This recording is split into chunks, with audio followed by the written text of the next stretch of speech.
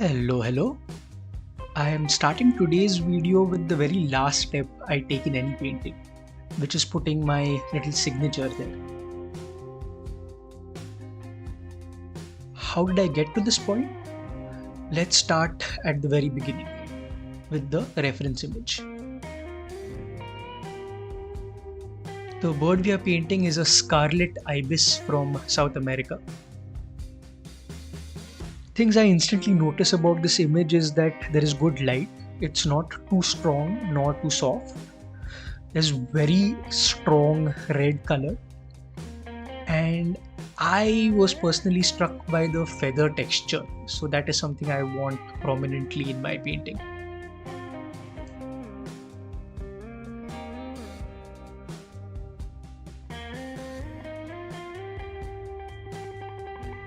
This ibis is a part of this year's Birdtober challenge.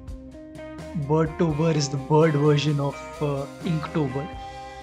I spoke more about this in my previous video where I paint a peregrine falcon.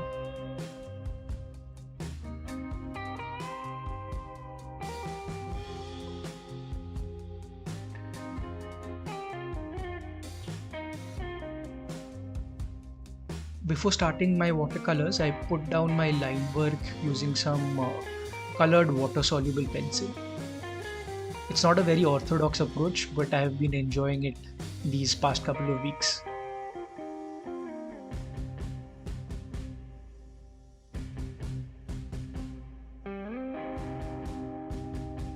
I plan to paint from light to dark, and I plan to complete this painting in a single sitting using a very alla prima wet in wet approach. I have a rough approach in mind, but I'm almost pushing myself to be spontaneous and take a few risks in this process. I'm looking to complete this painting in about 30 to 45 minutes. This video has been sped up to about twice the actual speed.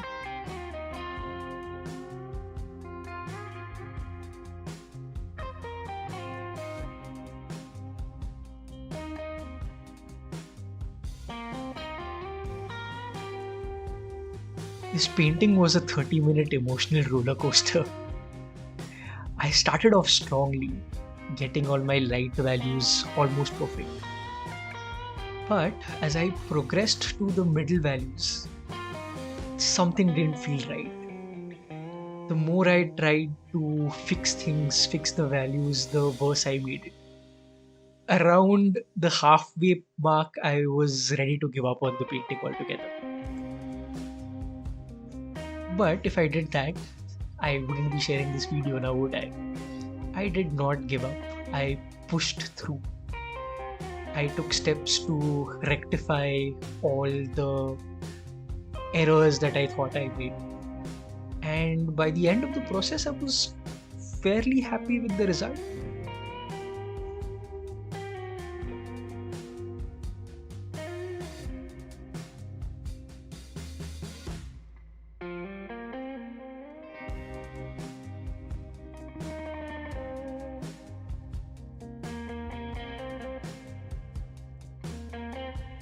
When it comes to these daily art challenges, my goal is consistency and not quality.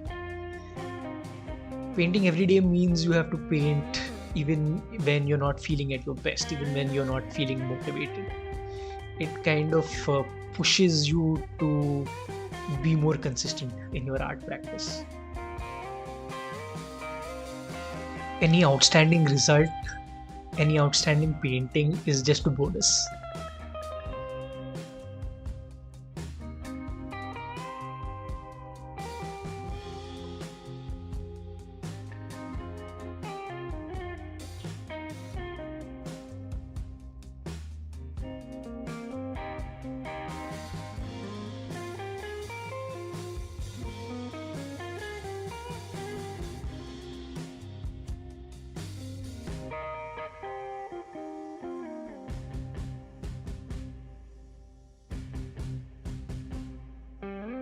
At this stage, my painting looked excellent.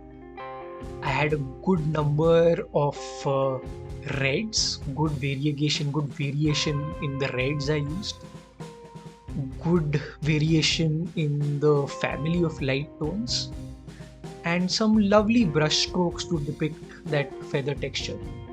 Overall, a good platform to build on.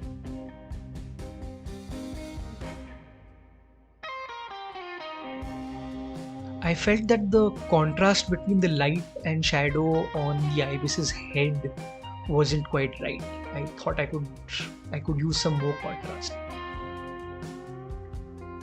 This is where I started getting into trouble. The paint on the paper was still wet, and if I wanted to get that value right, I should have gone in with a stronger consistency of paint. I did not, and hence had to fidget, go back to that area a few more times than I would have liked.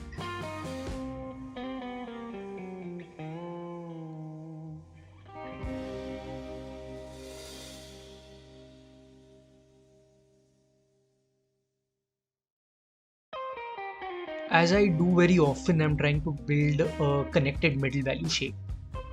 So I'm connecting that middle value in the neck and the distant wing into the middle value of his wing feathers and back feathers.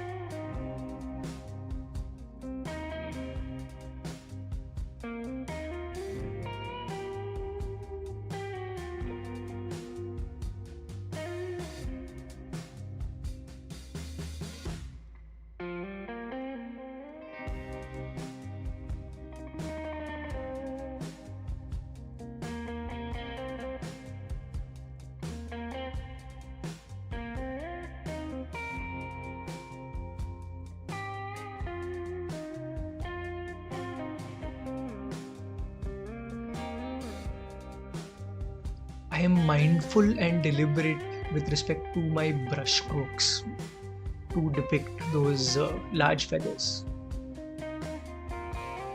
Again, as I mentioned at the beginning, this is a choice I consciously made, as those overlapping bright scarlet feathers were something that caught my attention.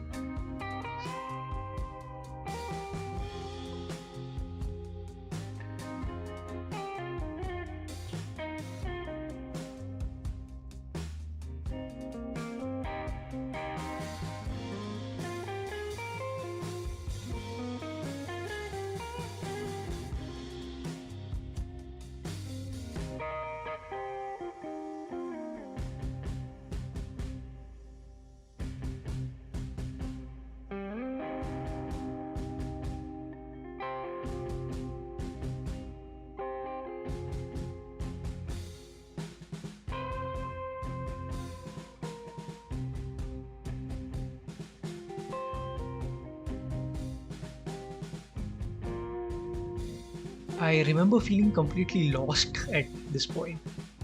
Sometimes when I'm lost, I just splash some paint around. I felt that the contrast between the light and the mid value in the neck was okay at this point, but the edge was a little too messy. So I went in and re-wet that entire head and neck area, hoping to smoothen that transition a little more. But as a result, what began happening was some of that excess water in the neck began slowly flowing into into that hump on his back, giving rise to some cauliflower edges there.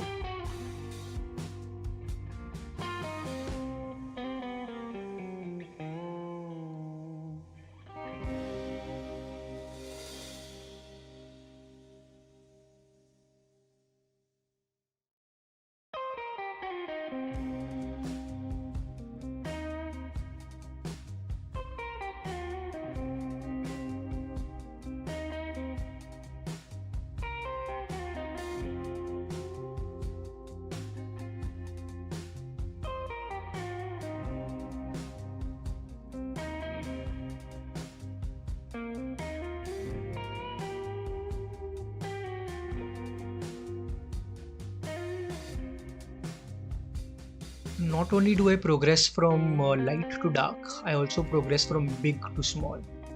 So now I'm putting in some smaller, darker marks, trying to indicate some shadows on the wings, like the overlap of the feathers.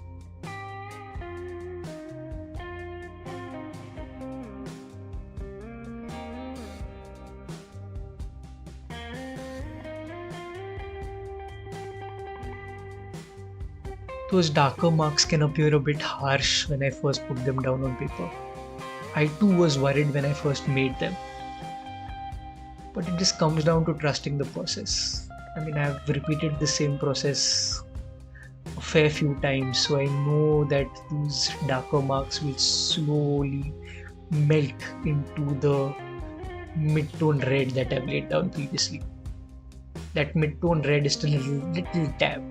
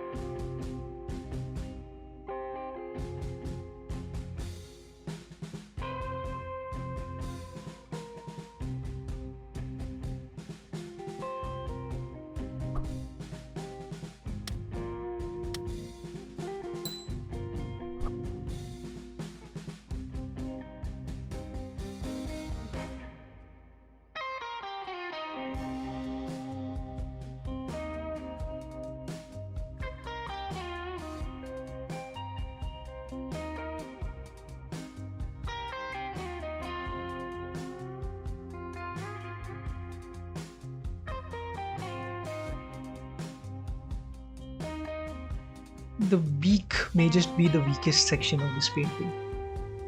I think the flaws there just come back down to a lack of planning and maybe even the lack of confidence in some of the marks I made.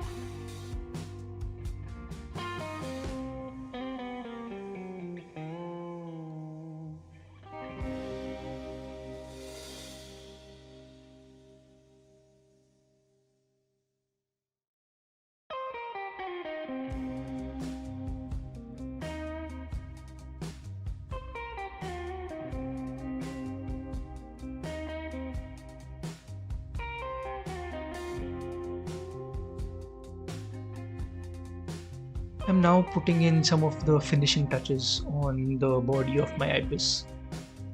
Looking back at it now, it's looking quite nice. The entire ibis has come together at this point. However, when I was painting it, I was feeling rather disoriented because my initial plan had gone out the window. So I didn't know how to feel about where I was at in the process. It was about this point I decided to take a small break before I put in the ibis's eye.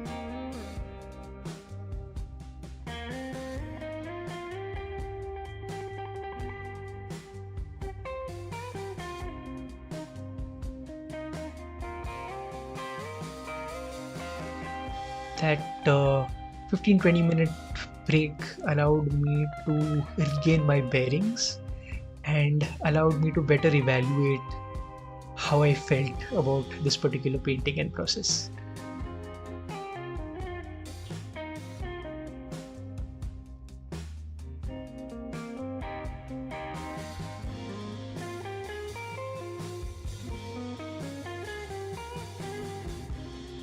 I like leaving the eyes of my watercolor birds as the last thing I paint.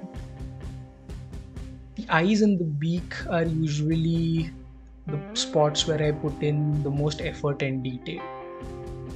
If those two are accurate, the rest of the bird can be abstract and loose. I've already slightly messed up the beak, so I better get the eye right.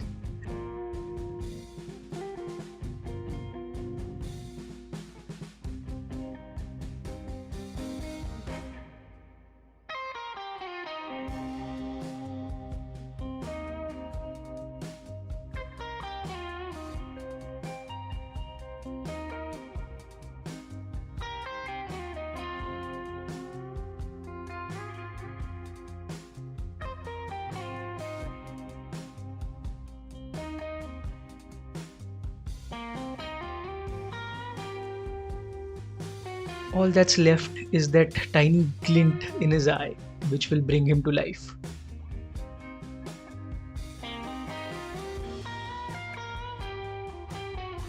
As soon as the eye turned out well, I started feeling rather good about the result. Much better than I was feeling halfway through the process. And here it is. So I thank you for joining me here today. Please don't forget to do all the YouTube things, like, subscribe, press the notification bell. I will see you in the next one.